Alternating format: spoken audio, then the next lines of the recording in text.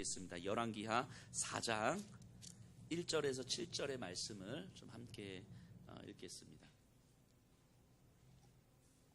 열왕기하 4장 1절에서 7절입니다.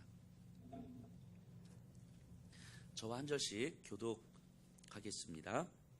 선지자의 제자들의 아내 중에 한 여인이 엘리사에게 부르짖어 이르되 당신의 종 나의 남편이 이미 죽었는데 당신의 종이 여호와를 경외한 줄은 당신이 아시는 바니이다. 이제 빚 준 사람이 와서 나의 두 아이를 데려가 그의 종을 삼고자 하나이다 하니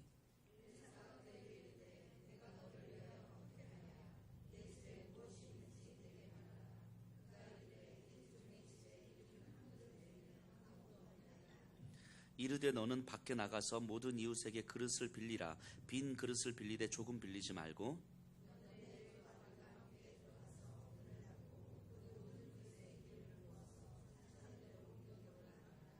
여인이 물러가서 그의 두 아들과 함께 문을 닫은 후에 그들은 그릇을 그에게로 가져오고 그는 부었더니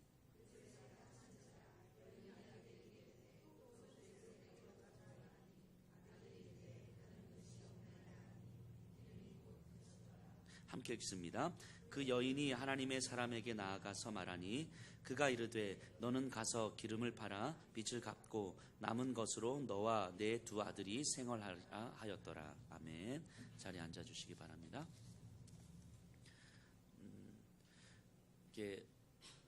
우리는 이제 신앙생활을 하면서 가끔씩 그런 기대감을 가져요. 뭐 매번은 아닐지라도 하나님의 기적을 경험하고 싶은 이 마음이 있어요. 뭐 기도했더니 진짜 병이 확 낫고, 뭐 기도했더니 막 돌머리가 금머리가 되고, 막 이런 뭐 내 귀에 하나님께서 선명하게 뭔가 말씀해 주셔서 이거 해라 저거 해라. 그래서 하나님의 선명한 음성을 듣고 막 움직이고, 뭐 이런 하나님의 기적을 경험하고 싶은 마음이 있어요. 그리고 그 기적을 경험하면 뭔가 내가 더 잘 믿을 수 있을 것 같은데 하는 막연한 어떤 희망들을 갖는 거죠.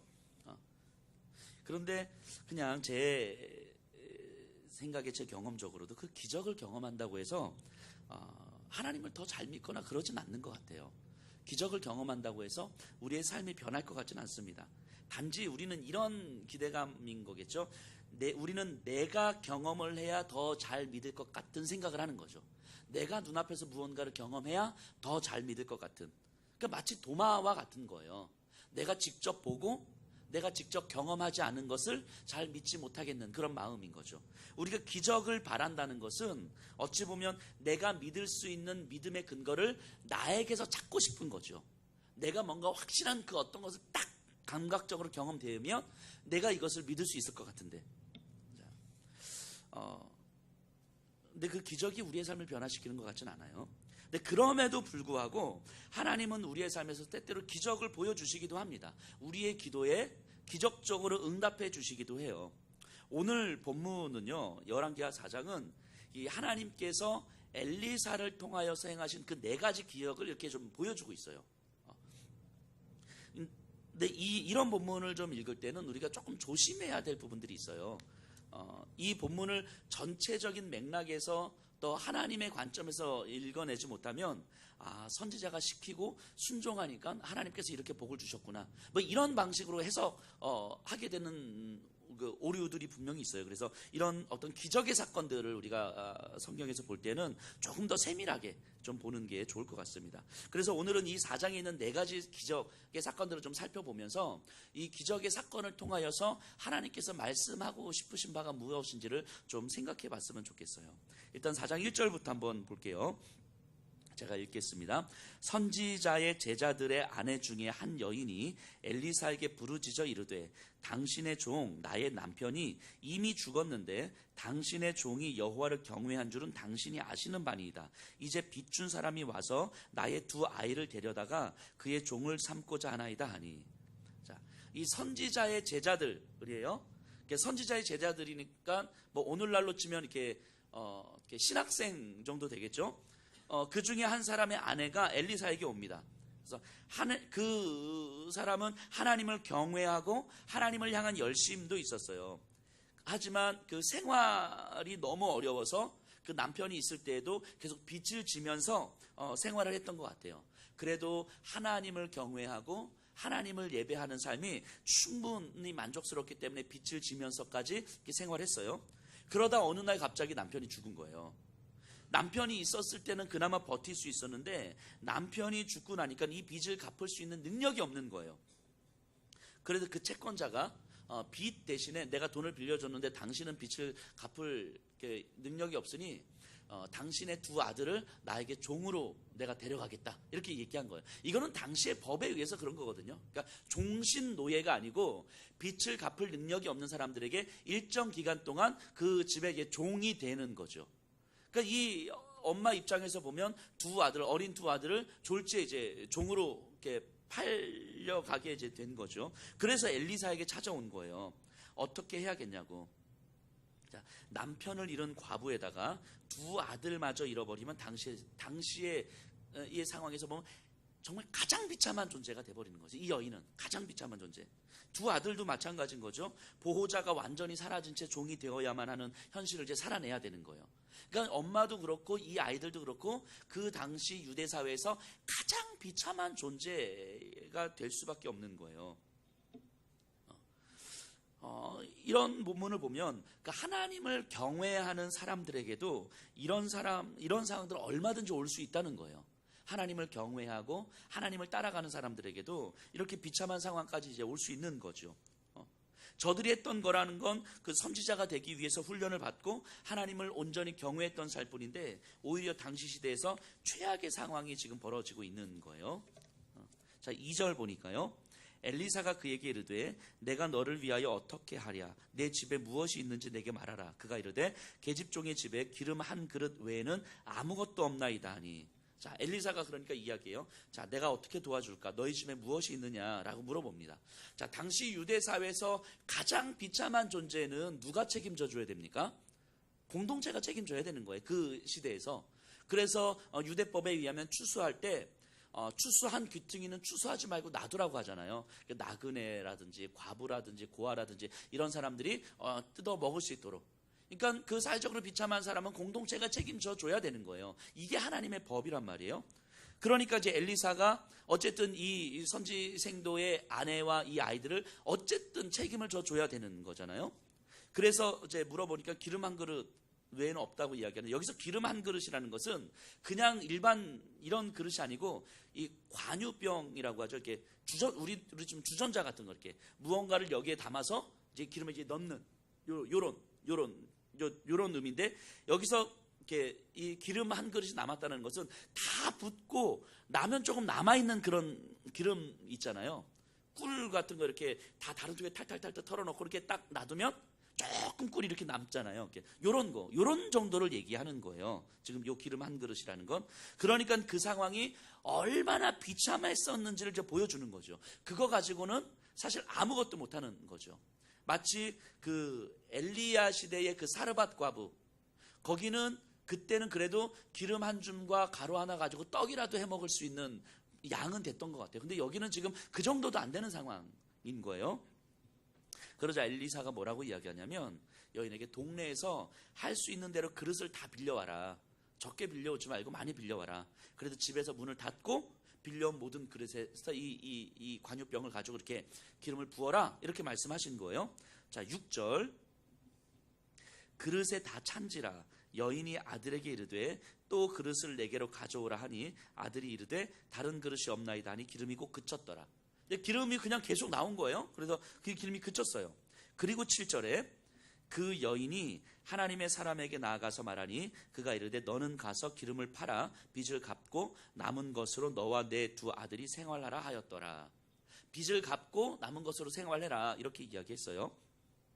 자, 이 본문을 보면서 아까 처음에도 제가 말씀드렸던 것처럼 선지자가 그릇을 빌려와라 했더니 다 빌려왔고 부어라 했더니 부었고 선지자의 말에 순종을 했더니 하나님께서 이렇게 기름이 많아지겠더라. 이런 식으로 이해를 하면 안 되는 거예요. 이런 본문을 가지고.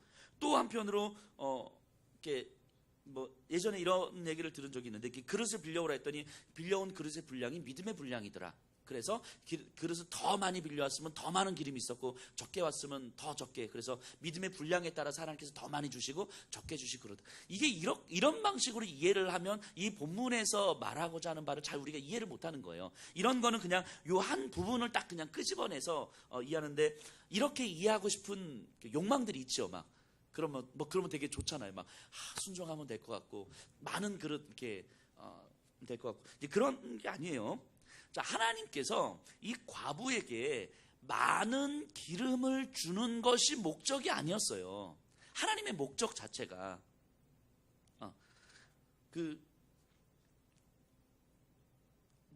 이 과부를 한번 생각해 보세요. 이게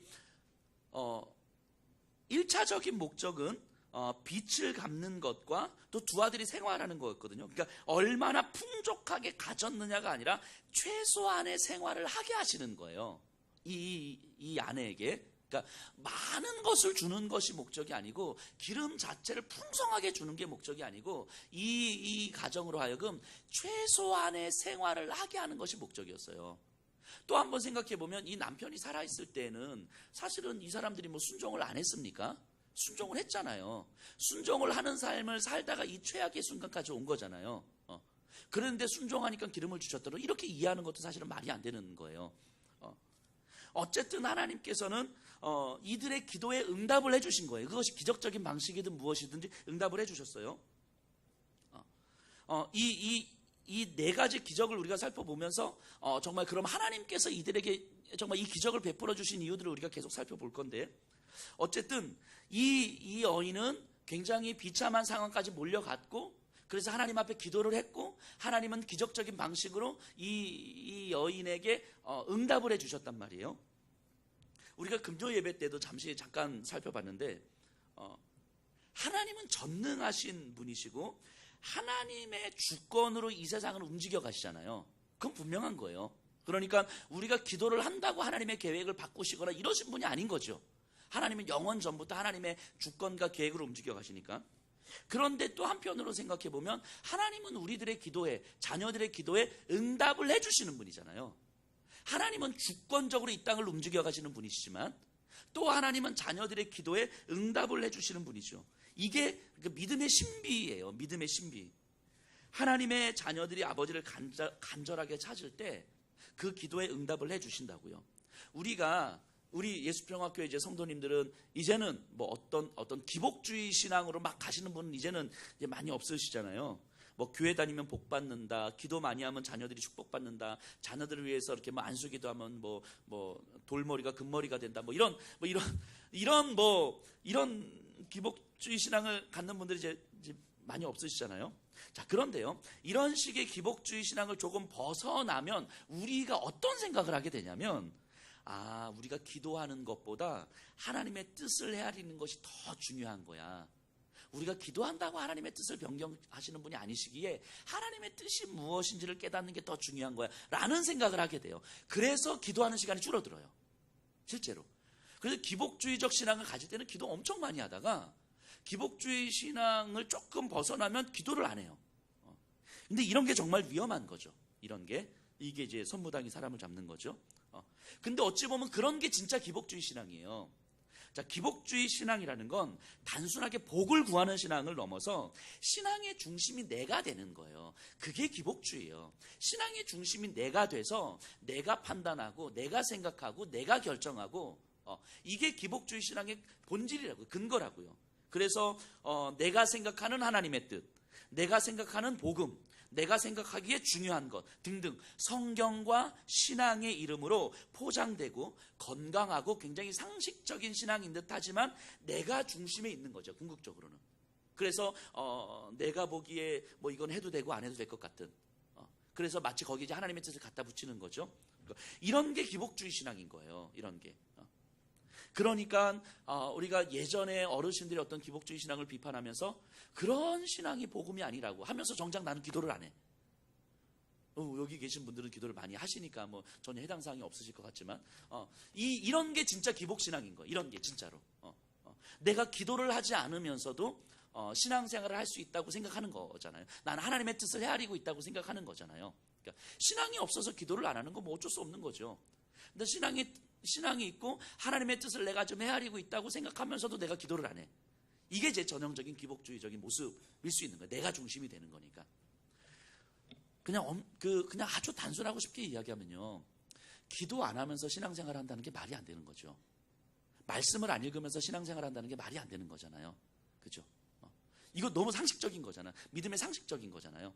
그러니까 이런 상식 정도는 우리가 지키면서 신앙생활을 해야 되지 않겠습니까? 이런 상식도 지키지 않으면서 우리가 신앙생활을 하고 있다고 생각하는 게 기복주의라고요. 이런 게.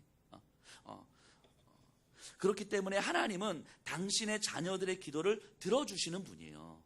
우리의 기도를 들어주시는 분이라고요. 그러니까 우리가 기도를 하셔야 되는 거예요. 생활 속에서 기도하는 시간을 내셔야 되는 거예요. 이렇게 그냥 수시로 오고 가면서 하나님과 호흡하고 기도하시는 건 좋아요. 그런 것도 좋지만 시간을 내셔서 기도하는 시간이 있으셔야 돼요. 어떤 이유와 핑계를 대서도 뭐 기도를 안 하시려고 하시면 안 됩니다. 예, 기도를 하셔야 돼요. 근데 우리가 기도를 하면서 깨닫게 되는 게 있어요. 기복주의 신앙에서 막 복 달라고 기도하는 그 기도와는 달리 우리가 복음을 깨달으면서 기도할 때 깨달아지는 게 있어요. 그게 뭐냐면 기도의 중요성은 우리가 기도를 하고 하나님께서 거기에 응답해 주시는 것, 여기에 기도의 중요성이 있는 것이 아니다라고 하는 것을 깨닫는 거예요. 기도에서 응답받는 과정을 통해서 하나님에 대한 신뢰가 더욱 깊어지는 거예요. 내 영혼의 힘이 강해지는 거예요. 내 영혼의 힘이. 하나님에 대한 신뢰가 깊어지고 내 영혼의 힘이 강하여지면 내 사도 바울이 이야기했던 그 사망의 법, 이 육신의 법, 죄의 법을 이 영혼의 힘이 이기는 거예요. 하나님을 신뢰할 수 있는 힘이 생기는 거예요. 내가 원하는 것이 이루어지지 않는다 할지라도 하나님을 신뢰하는 힘이 생기는 거예요. 이게 이 기도의 중요성인 거죠. 바꿔 말하면 우리가 간절하게 하나님 앞에 기도하는 삶을 살지 않으면 우리의 영혼이 강하여지는 삶을 경험할 수가 없어요. 머리는 커지는데 아는 건 많아지는데 하나님의 뜻을 분별하고 헤아리는 건 많아지는데 그럼에도 불구하고 우리의 삶이 변하지는 않는 거예요. 그렇기에 옳은 것은 많이 이야기할 수 있고 옳은 것에 대해서 생각은 많이 할 수 있고 사람들을 만나서 진짜 복음에 대해서 이야기할 수 있고 복음에 대해서 생각할 수는 있지만 정작 내 삶이 변하지는 않아요. 그렇게 많이 알고 있는데 어느 순간 내 삶을 보면 사람들의 시선 하나에 내 감정이 오락가락하고 내 감정과 마음에 따라서 행동이 달라지고 성경과 믿음의 이름으로 끊임없이 누군가를 무의식적으로 판단하는 것이 우리에게 너무 익숙해져 있는, 근데 이런 삶이 변하질 않아요. 우리가 옳고 그러면 얼마든지 많이 판단할 수는 있지만 이게 기도를 하지 않고 기도의 중요성을 우리의 삶 속에서 경험하지 않았을 때 나타나는 현상인 거죠. 그래서 제가 우스갯소리 농담으로 이런 얘기하잖아요. 우리 성도님들이 자연스럽게 이렇게 될 때까지 기도하겠다고 이렇게 찬양을 하다가 찬양 자막이 이렇게 나오잖아요. 근데 자막이 안 넘어가. 그럼 우리가 무의식적으로 보여주는 반응이 뭔지 아세요? 뭐야? 방송실을 한 번씩 쳐다보죠. 이렇게 뭐야? 이렇게 방송실 한 번씩 이렇게 이게 무의식적으로. 그러면 왜 저 자막 안 넘겨? 왜 실수해? 왜 집중 안 하지? 막 이렇게 생각하는 게 우리에게 너무 익숙한 거예요. 근데 우리 성도님들이 좀 이랬으면 좋겠어요. 이게 자막이 안 넘어갈 때 방송하시는 분 지금 얼마나 당황하실까?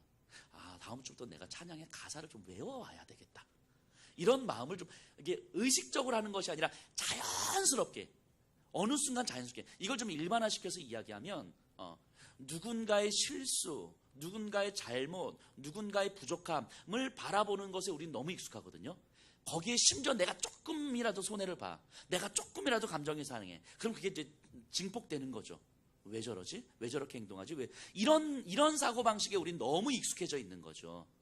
근데 이런 것에서 우리가 너무 자연스럽게 이건 저 사람의 실수가 아니라 내가 조금 도와줬으면 저 사람이 실수하지 않을 수도 있었을 텐데 이건 나의 문제일 텐데 라고 생각하는 것이 너무 익숙해져 있는 이런 게 이제 복음적 사고 방식인 거잖아요. 그러니까 이런 게 기도하는 삶에서 만들어지는 거라고요. 기도를 하지 않으면 머릿속으로는 우리가 아무리 많은 생각을 할 수 있어도 내 안에서 이 체질의 변화가 되지는 않는 거예요. 자, 어쨌든 그렇기 때문에 우리 성도님들 기도 많이 하셔야 돼요. 진짜로 기도하셔야 돼요. 우리가 기도를 안 해도 되는 이유는 뭐 수십 가지, 수백 가지도 찾을 수 있거든요. 근데 그럼에도 불구하고 중요한 건 그 모든 수백 가지 이유보다 더 중요한 것은 기도를 해야 된다는 거죠. 그래서 우리 성도님들이 진짜 일상 속에서 기도하는 시간들을 충분하게 갖고 그래서 우리의 영혼이 강하여지는 삶을 좀 경험하셨으면 좋겠습니다. 자, 마찬가지로 오늘 본문에 나오는 이 기적은요, 그렇기 때문에 단순하게 우연히 일어난 사건이 아닌 거예요. 자, 하나님을 경외하는 자, 하나님의 선지자가 되려고 하는 자와 그의 가족들이었어요. 그들이 원하는 삶의 방식대로 이루어지지는 않았지만 하나님을 경외하고자 하는 삶이라는 건 이미 하나님 편에서 보면, 우리 편에서 보면 그냥 내가 하나님 앞에 헌신하겠습니다라고 하는 거지만 하나님 편에서 보면 이미 하나님께서는 저들을 준비시키고 계셨다는 것을 의미하는 거죠. 아무나 하나님께서 눈 감고 아무나 딱 집어가지고 그래 너 선지자 해라 이러진 않으셨을 테니까 하나님께서 처음부터 준비시키고 계획하고 계셨다는 걸 의미하잖아요. 하나님께서 준비시키고 계셨던 저들로 하여금 하나님은 기도하게 하시고 그 기도에 응답해 주신다는 것은 결국 저들의 삶이 더욱 철저히 하나님을 의지하게끔 하시는 하나님의 일하심이라고 볼 수 있는 거예요. 그러니까 이 여인의 입장에서 보면 남편이 죽고 두 아들이 종으로 팔려가야만 하는 이 상황이 굉장히 비참하고 처참한 삶의 모습이지만 하나님 편에서 보면 그 이전부터 하나님은 이들을 준비시켰을 것이고 계획하셨을 것이고 이들로 하여금 기도하게 하셨을 것이고 그리고 이 기도에 응답해 주심으로 말미암아 이들로 하여금 더욱 철저히 하나님을 의지하게끔 하셨던 하나님의 일하심이라고 우리가 볼 수 있을 것 같아요. 그러니까 저들의 생활에서 먹고 사는 문제를 해결해 주심으로 저들의 근심은 덜게 해주셨지만 그 자체가 목적은 아니었던 거죠. 너의 삶은 그리고 너와 비슷한 처지에 있는 삶은 하나님의 공동체가 함께 책임질 것이라고, 아버지 되신 하나님이 결코 너희를 버리지 않으실 거라고, 이미 오래전부터 관심을 갖고 지켜보고 계셨을 하나님께서 너희를 포기하지 않으실 거다, 이런 메시지를 지금 주고 있는 거죠. 이 메시지를 듣고 있는 사람들이 누구예요? 바벨론의 포로로 잡혀가 있는 이스라엘 백성들인 거잖아요. 어찌 보면 이들은 바벨론에서 그나마 내가 조금 더 잘 먹고 조금 더 편안하게 사는 것이 그나마 이들의 최선이었을지 모르겠어요. 그런데 이들에게 주시는 하나님의 말씀은 너희들이 먹는 것도 내가 책임지겠지만 먹는 것을 채워주는 것이 목적이 아니라 너희들의 아버지 된 내가 결코 너희를 포기하지 않는다라고 하는 메시지를 계속 주고 있는 거죠, 이들에게. 그러니까 지금 당장 내가 먹을 것이 있든지 없든지 상관없이 더욱 철저하게 하나님을 내가 어떻게 의지할 것인가, 더욱 철저하게 하나님을 어떻게 신뢰할 것인가, 이것에 대한 이야기를 지금 하고 있는 거잖아요. 그러니까 이 선지자의 아내는 기름이 채워짐으로 인한 기쁨이 우리를 버려두지 않으시는 하나님으로 인한 기쁨으로 이어지는 거예요. 그러니까 내 삶에, 내 기도에 응답해 주시는 응답으로 말미암은 기쁨이 그 하나님으로 인한 기쁨으로 이어지는 거죠. 그러니까 이 기적의 목적은 나를 버려두지 않으시는 하나님의 사랑을 깨닫는 것에 있어요. 자, 우리 뒤쪽으로 가서 38절 가서 한번 보세요. 뒤에 두 가지 기적이 나오는데요. 38절에 보면요, 엘리사가 다시 길갈에 이르니 그 땅에 흉년이 들었는데 선지자의 제자들이 엘리사의 앞에 앉은지라. 엘리사가 자기 사원에게 이르되 큰 솥을 걸고 선지자의 제자들을 위하여 국을 끓이라 하며. 지금 엘리사와 그 선지자 생도들이 많이 모였는데 흉년이 들어서 먹을 게 없는 거예요. 그러니까 산에서 이렇게 뭐 이것저것 나물 가져다가 들호박줄기 가져다가 이렇게 다 넣고 이렇게 끓인 거죠. 자, 근데 40절에 보면요, 이에 퍼다가 무리에게 주어 먹게 하였더니 무리가 국을 먹다가 그들이 외쳐 이르되 하나님의 사람이여 솥에 죽음의 독이 있나이다 하고 능히 먹지 못하는지라. 참, 이 죽 자체가 비참한 거잖아요. 쌀이 없어서 강내기죽을 먹어야 되고 강내기죽도 없어서 이렇게 초목 이거 찾아가지고 막 끓여서 먹어야 되는 이 자체가 비참한 거잖아요. 그런데 이 자체가 비참한데 이 국에 독이 들어가서 못 먹겠다고 이야기하는 거예요.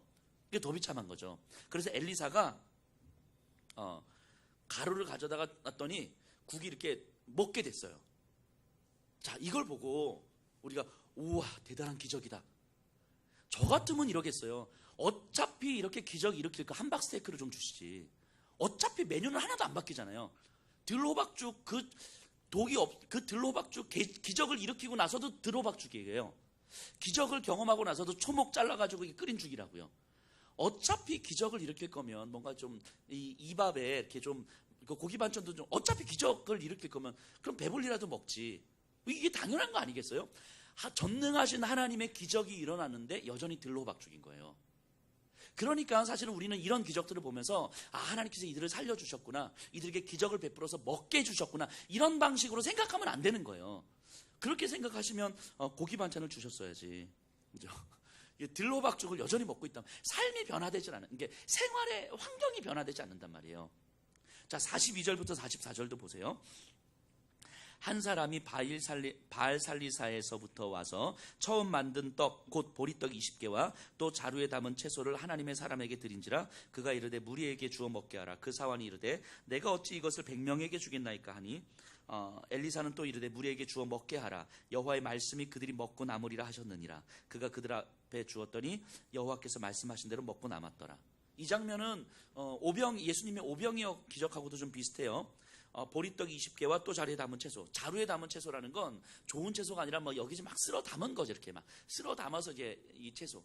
이 보리떡 20개라고 하는 것도 잘은 모르겠지만 채소를 이렇게 자루에 담아서 올 정도니까 이게 얼마나 좋은 보리떡이었겠습니까? 자, 이들에게 100여 명이 먹었어요. 오, 대단하다라고 하지만 사실은 똑같은 거예요.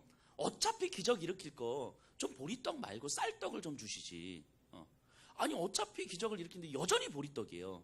그러니까 얼마나 많이 먹이느냐, 얼마나 풍성히 먹이느냐, 이 기적의 목적이 거기에 있는 게 아니다라고 하는 거예요. 예수님의 오병이어의 기적이 5천 명이나 더 되는 사람을 먹였다. 와, 보리떡과 물고기를 5천 명이나 더 되는 사람이 먹였다. 이런 얼마나 많이 먹었는, 여기에 목적이 있는 것이 아닌 거죠. 오병이어의 기적 자체가. 진짜 생명의 떡이 무엇인가에 있는 거잖아요. 그러니까 여기서 이 11개의 사정에서 나오는 이 기적의 목적은 뭔가 더 좋은 것을 먹고 뭔가 더 많은 것을 이게 하는 것에 목적이 있지 않다라고 이야기하는 거예요. 그러니까 하나님이 그럴 수 없으셔서 안 하신 것이 아닌 거잖아요. 하나님은 그 자녀들의 기도에 반드시 응답하시고 그들을 결코 버려두지 않으신다는 것을 말씀하고 있는 거예요. 그러니까 저들을 얼마나 잘 먹일 것이냐의 목적이 있는 것이 아니라 내가 너의 아버지고 내가 너의 하나님이고 내가 너를 결코 포기하지 않는다라고 하는 것을 보여주시는 거예요. 우리 8절로 다시 한번 돌아가 보면요. 이제 총 4가지 기적 중에서 이제 두 번째 기적인데요.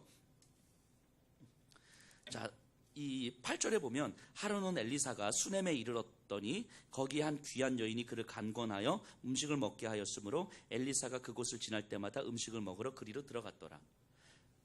지금 이 4장은 말씀드렸던 것처럼 4가지 기적이 이렇게 그냥 병렬적으로 연결되어 있는 거예요. 근데 이 4가지 기적을 통해서 하나님께서 하시는 메시지를 좀 찾아내려고 하는 거거든요. 자, 수넴이라는 지역에 여인이 있는데 이 여인은 엘리사가 그것을 지나갈 때마다 엘리사를 초대해서 막 식사를 주는 거예요.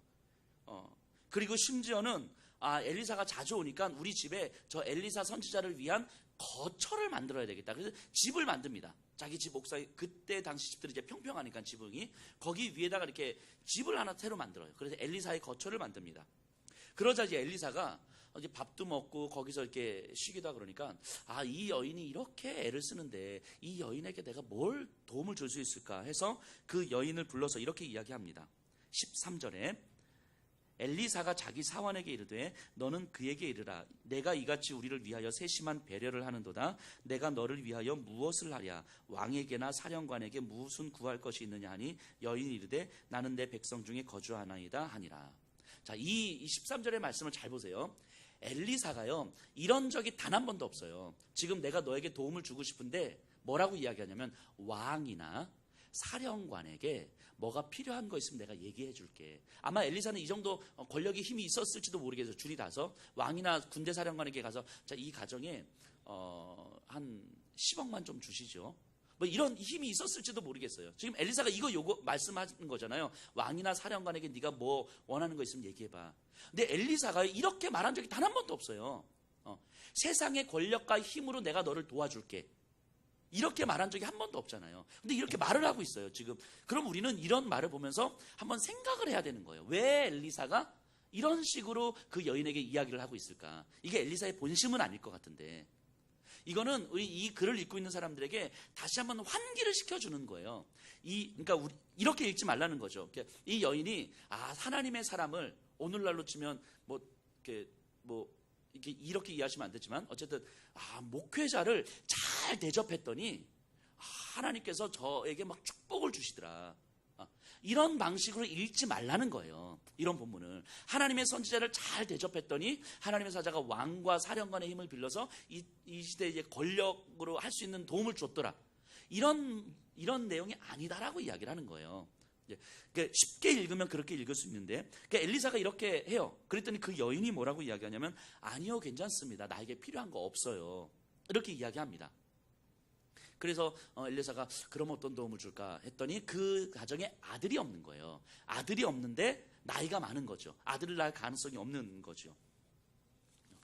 그래서 그 여인을 다시 불러서 이렇게 이야기를 해요. 16절 17절에 엘리사가 이르되 한 해가 지나 이때쯤에 내가 아들을 안으리라 하니 여인이 이르되 아니로소이다. 내 주 하나님의 사람이여 당신의 계집종을 속이지 마옵소서 하니라. 여인이 과연 잉태하여 한 해가 지나 이때쯤에 엘리사가 여인에게 말한 대로 아들을 낳았더라. 자, 이 상황을 생각해 보세요. 그러니까 이 귀한 여인이라고 하는 여인은 아마 막 그렇게 가난하게 살진 않았던 것 같아요. 조금 부유하게 살았던 것 같아요. 그러니까 식사도 대접하고 자기 집에 집도 이렇게 짓고 했을 거잖아요. 그런데 문제는 우리 열왕기서 4장에 나오는 기적의 3번은 굉장히 비참한 상황에서 처해 있는 사람들을 향한 기적이었잖아요.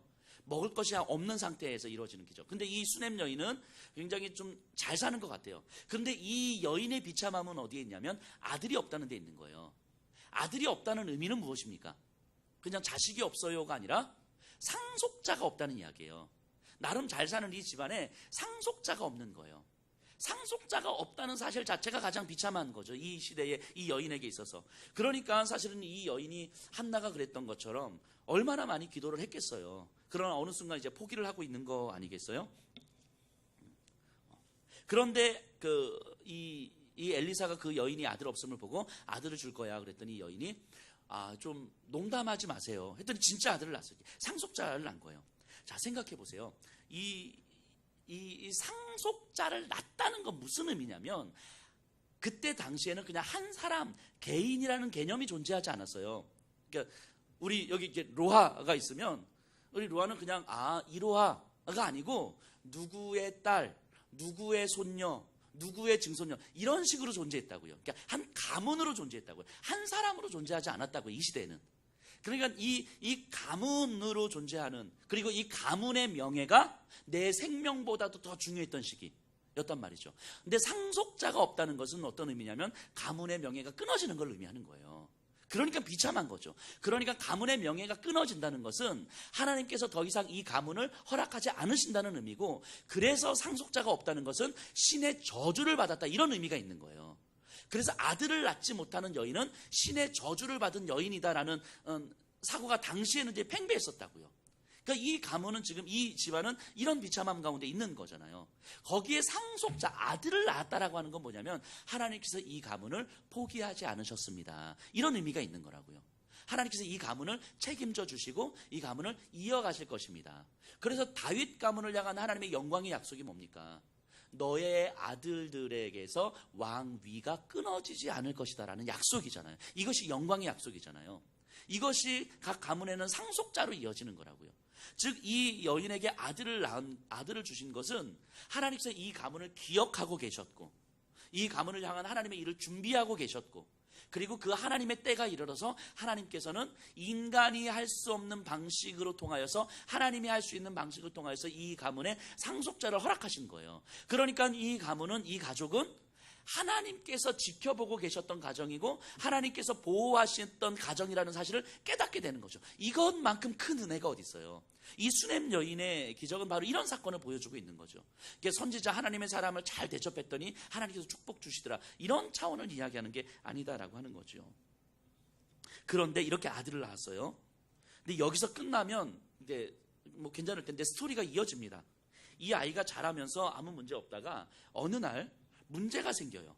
아이가 갑자기 머리가 아프다 하면서 신음하다가 죽게 됩니다. 이 아이가.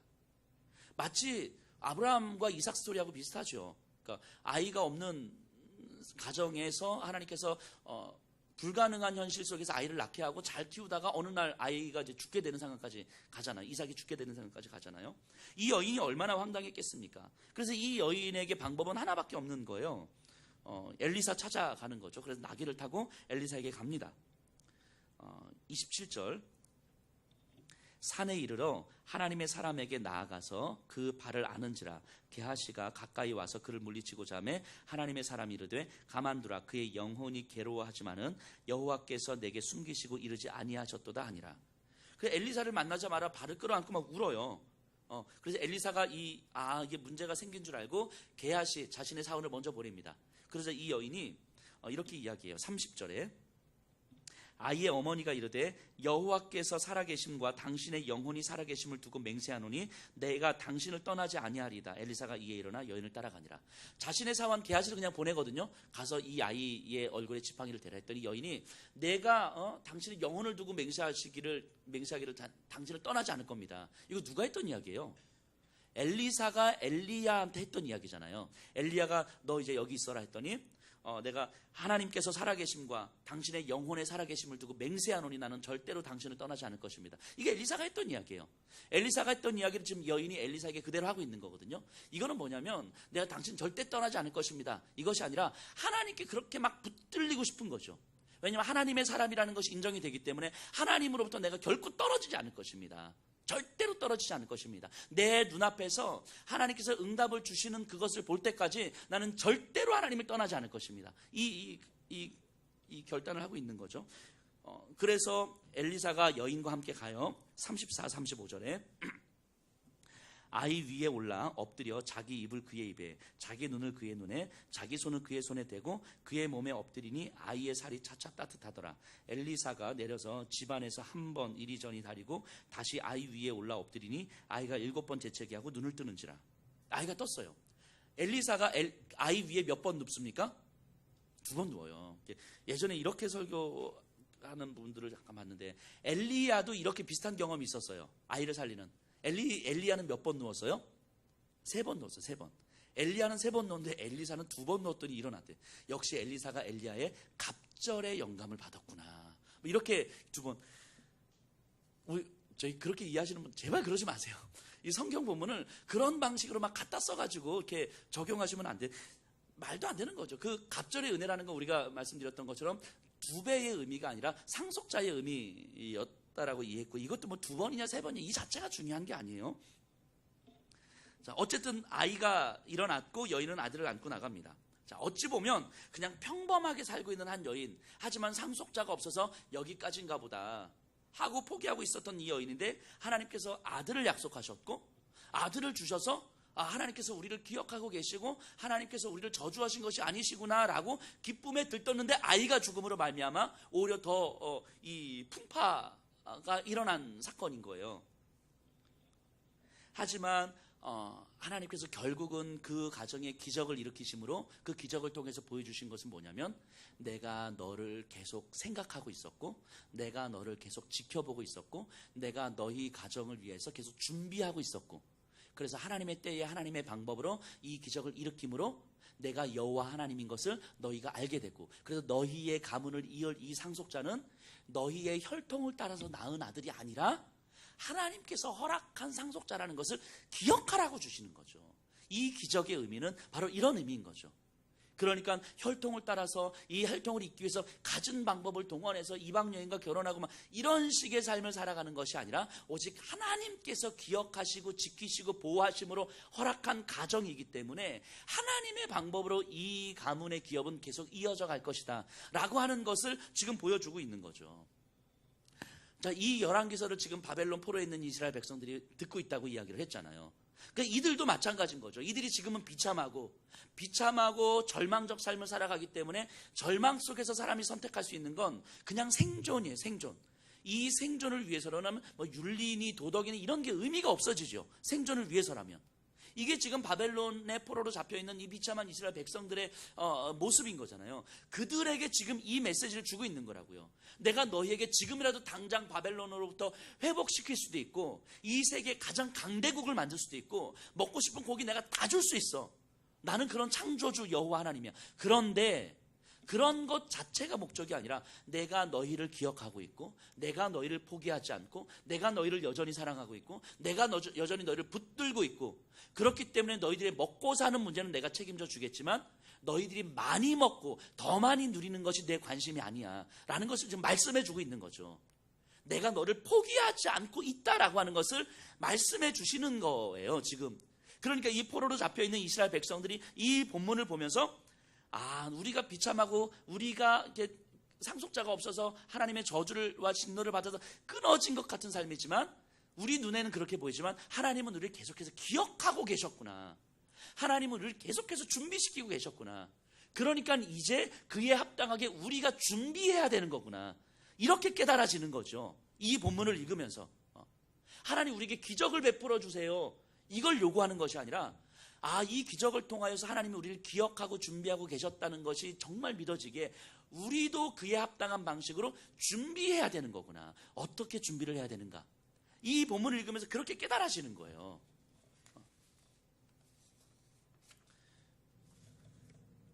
이 기적을 허락하시는 하나님의 이유가, 그러니까 그 기적 자체에 있지 않다는 거예요. 이스라엘 백성들, 포로로 잡혀가 있는 이스라엘 백성들의 그 영혼을 강하게 만들어주는 것에 있는 거죠. 이 비참한 현실 속에서 어떻게 하나님 앞에 이제는 우리가 준비하면 반응할 것인가. 이게 영혼의 강함이잖아요.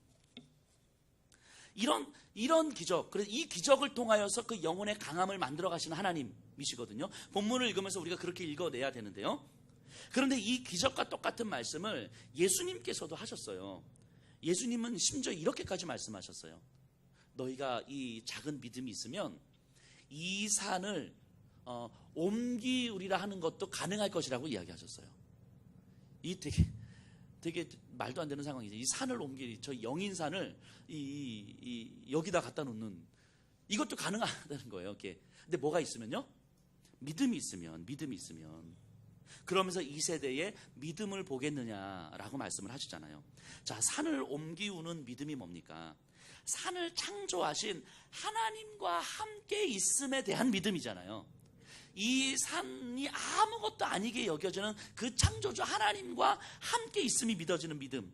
하나님과 함께 하시면 산을 옮기는 것이 문제가 아닌 거잖아요. 하늘에서 비를 내려서 이 땅을 다 쓸어버리는 분이 우리 하나님이신데, 그 하나님과 함께 있으면 산을 옮기는 것이 믿음이고, 산을 옮기는 것이 뭐가 문제며, 풍랑을 잠잠하게 하고 바람을 잠잠하게 하는 것이 그게 무슨 문제가 되겠느냐 하는 거예요. 그건 아무 일도 아니라고 하는 거죠. 여호와 하나님과 함께 있음이 우리에게 믿어진다면, 그럼 생각해 보세요. 이 믿음이라는 게 과연 뭘까? 이 믿음의 본질 일은요, 하나님이 어떤 분이신지를 알게 되면서 내가 죄인이라는 사실을 깨닫게 되는 거예요. 죄인이라는 사실이 나는 그저 죄인입니다 이런 게 아니라 끔찍한 형벌을 앞에 둔 죄인임을 깨닫게 되는 거예요. 그런데 하나님께서 나를 사랑하셔서 구원해 주셨잖아요. 구원받아서 내 죄가 용서됐음에도 불구하고 여전히 그 끔찍한 형벌을 받아 마땅한 그 죄성이 여전히 내 안에 있음을 확인하는 거예요. 이 죄는 이미 용서가 되었지만 그 죄성은 여전히 내 안에 있음이, 남아있음이 보여지는 거예요. 이게 믿음이에요. 믿음. 근데 여기서부터 갈등이 시작돼요. 이 죄성이라고 하는 건 우리로 하여금 너무도 자연스럽게 죄에 반응하게끔 우리를 움직이거든요. 자기 중심적으로 움직이거든요. 그런데 우리를 구원해 주신 하나님과의 인격적 관계가 있잖아요. 우리는. 그러니까 우리를 자연스럽게 이끌어가는 죄의 본성과 우리와 지금 현재도 관계를 맺고 있는, 인격적 관계를 맺고 있는 하나님과 인격적 관계 사이에서 갈등이 생기는 거예요. 그래서 우리가 구원을 받았다라고 하는 그 믿음을 갖게 되는 순간 우리에게는 갈등이 이렇게 생길 수밖에 없고, 죄의 본성은 우리로 하여금 너무도 자연스럽게 우리를 쉽게 끌고 가고, 그런데 하나님과의 인격적 관계가 나에게 깊이 들어오면 들어올수록 내 안에 죄성의 영향력은 점점 줄어드는 거예요. 하나님과의 깊은 인격적 관계가 들어오면 들어올수록. 근데 이 자체가 믿음이에요. 믿음. 그러니까 나를 구원해 주신 하나님과의 인격적 관계가 내 안에 깊이 들어오면 들어올수록 죄의 영향력이 내 안에 점점 줄어들어가는, 그렇기 때문에 하나님과의 인격적 관계가 내가 더 깊이 맺도록 하기 위해서 내가 몸부림쳐야 되는 과정, 하나님 앞에서 내가 어떻게 이제는 준비되어야 될 것인가 라고 고민하는 과정, 이 과정 자체가 믿음이에요. 믿음이라고 할 때는 그러니까 믿음은 나 예수님 믿어요, 이런 걸 예수님이 말씀하시지 않는다고요. 성경은 믿음을 그런 식으로 이야기하지 않는다고요. 어떤 한 사건, 어떤 한 단면을 이야기하는 것이 아니라 믿음이라고 하는 것 그 자체는 하나님과의 인격적 관계가 점점 더 깊이 맺어지면 질수록 내 안에 죄의 영향력이 줄어들어가는 그런 과정, 이 몸부림하고 씨름하는 요 과정이 믿음이라고요. 그래서 요 믿음이 있을 때에 이 겨자씨만한 믿음이라고 하는 건 하나님과의 인격적 관계가 내 안에 계속 들어와서 이 관계가 나를 지탱하는 힘이고, 근데 이 힘을 끊어내려고 하는 뇌의 죄의 본성과 싸우고 있음을 인식하고 있는 그 믿음인 거예요. 그 믿음이 있으면 산을 옮기는 것도 가능하다라고 이야기하는 거예요. 왜냐하면 하나님과의 인격적 관계를 통하여서 오늘을 살아가는 내 일상을 하나님으로 설명 가능한 삶을 살 수 있기 때문인 거죠. 그래서 그 믿음은 구원을 이루어가는 방향성이라고 제가 종종 이렇게 말씀을 드렸어요. 제가 오늘 주보 칼럼에도 썼지만 자전거를 어제 탔잖아요. 근데 나 자전거를 탈 수 있어, 이런 건 별로 의미 없어요. 정작 자전거를 딱 타다 보면 이제 얼마나 자전거 타는 것이 훈련이 되어져서 이제 언덕길도 좀 더 자연스럽게 올라갈 수 있게 되는가, 이렇게 성장하고 훈련되어지는 게 중요한 거지, 그냥 나 자전거 탈 수 있어 근데 언덕길도 못 올라가, 별로 의미가 없는 거예요. 마치 나 믿음 있어, 이런 건 별로 의미가 없어요. 내 안에 있는 이 믿음이 어떻게 하나님과의 인격적 관계로 나를 훈련시켜서 이제는 어떤 삶의 고통이라고 하는 언덕을 넘어서고 삶의 절망이라는 언덕을 넘어설 수 있도록 하는가, 죄가 나를 이끌고 갈 때 이 죄를 가감하게 끊어낼 수 있는 어떤 영적인 강함이 나에게 있는가, 이 과정을 나는 경험하고 있는가, 이 방향성을 향하로 나는 지금 내 삶이 사라져가고 있는가, 이게 믿음이라고요. 이게 그러니까 구원을 이루어가는 과정으로서의 믿음은 그렇기 때문에 우리의 삶에서 설명할 수 없는 기적을 일으켜요. 어떤 기적이냐면 우리의 마음을 변화시켜요. 산을 옮기는 것보다 더 어려운 게 우리의 마음이 변화되는 거잖아요. 용서할 수 없는 사람을 용서하는 나를 보면서 기적을 경험하는 거잖아요. 사라질 것 같지 않은 분노가 어느 순간 내 안에서 사라지는 것을 경험하는 거예요. 사랑이 없는 내 안에서 어느 순간 한 영혼을 향한 간절한 사랑이 들어오기 시작하는 거예요. 이런 게 기적이잖아요. 산을 옮기는 것보다 더 큰 일이라고요. 이런 기적들이 어떻게 가능하냐면 믿음으로 가능하다고요. 이 믿음은 하나님과의 인격적 관계가 조금씩 내 안에 깊어지는 과정들을 통해서 가능한 거라고요. 그래서 한 영혼을 살리는 그 사랑을 하는 그 그리스도인은 천하를 움직이는 것보다 더 큰 기적을 행하고 있는 거라고요. 눈앞에서 경험되는 병 낫고 이런 기적도 기적이지만 이런 기적은 어찌 보면 굉장히 저차원적 기적인 거죠. 1차원적 기적인 거죠. 하나님은 우리에게 하나님이 인간의 손에 의해서 죽는 기적을 보여주셨어요. 이것만한 기적이 어디 있어요? 하나님이 인간의 손에 의해서 죽는 기적을 보여주셨다고요.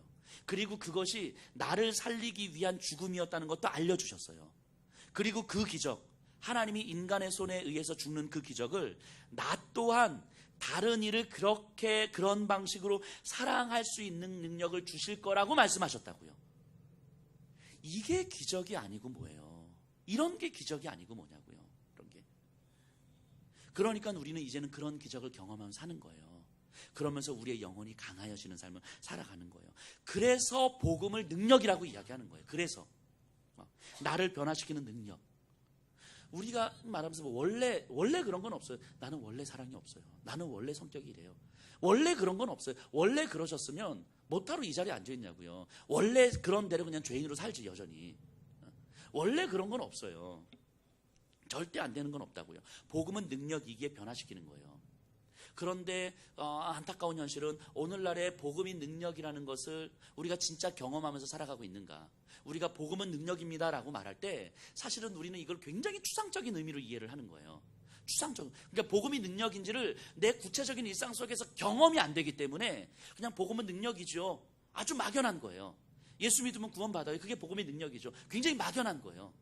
근데 복음의 능력이라는 것은 내 안에서 변화를 경험하는 거예요. 내 안에서 분노가 사라지는 경험을 하는 거고, 내 안에서 상처와 아픔이 씻겨지는 경험을 하는 거고, 내 안에서 누군가를 사랑하는 경험을 하는 거고, 내 안에서 이 넉넉함이 경험되어지는 거예요. 내 영혼의 변화가 경험되어지기 때문에 다른 이들도, 내 옆에 있는 이도 반드시 변화될 수 있다고, 복음으로 반드시 변화될 수 있다고 자신할 수 있기 때문에 이들에게 복음을 전하는 거잖아요.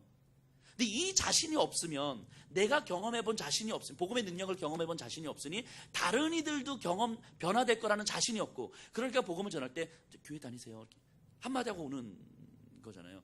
끝까지 이들에게 이제 복음을 통하여서 내가 변화된 것처럼 이들도 변화될 수 있다는 확신이 사실은 그 기적을 만들어가는 건데, 그 기적에 대한 경험이 새로운 기적들을 만들어가는 건데, 우리가 너무 이제 복음의 능력에 대해서 너무 추상화적으로 이해를 하고 있기 때문에 이게 잘 경험이 안 되는 거죠. 적어도 이 자리에 계신 분들은 복음이 능력입니다라고 하면 그거 나도 경험했는데, 내 옆에 있는 누군가도 경험했어. 그 복음의 능력. 저렇게 변화되지 않을 것 같은 저 사람이 복음으로 말미암아 변화되더라.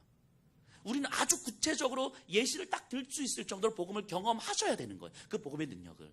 그래서 어느 순간 나 믿음 있어요. 나 예수 믿어요. 이런 말이 아니라 하나님께서 허락하신 나를 구원해 주신 이 믿음으로 말미암아 두렵고 떨림으로 여전히 나는 구원을 이루어가고 있습니다. 그 여전히 내 안에서 죄의 영향력을 끊어내기 위해서 몸부림치고 있습니다. 그런 내 삶에서 하나님은 끊임없는 기적을 일으켜주세요. 그래서 나로 하여금 더 철저하게 하나님을 의지하지 않으면 안 되게끔 나를 끌고 가시는 것 같아요. 그래서 나는 절대로 하나님을 버릴 수가 없어요. 우리가 이렇게 이야기를 할 수 있어야 되는 거죠. 적어도 신앙생활을 하고 교회를 다니고 있는 우리들, 예수님을 믿고 있는 우리들은 이런 이야기들이 우리 입술을 통하여서 나와야 되는 거 아니겠습니까?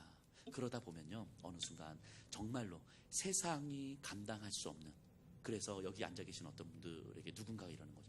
저 사람은 절대 돈으로 꼬실 수 없는 사람이야. 저 사람은 절대 권력으로 꼬실 수 없는 사람이야. 이런 게 우리를 통해서 자연스럽게 받아들여지는 거 아니겠습니까? 세상이 감당할 수 없는 그 복음의 능력을 경험하는 삶, 여러분들의 삶이 되기를 간절하게 소원합니다. 우리 이 시간 좀 다 같이 일어나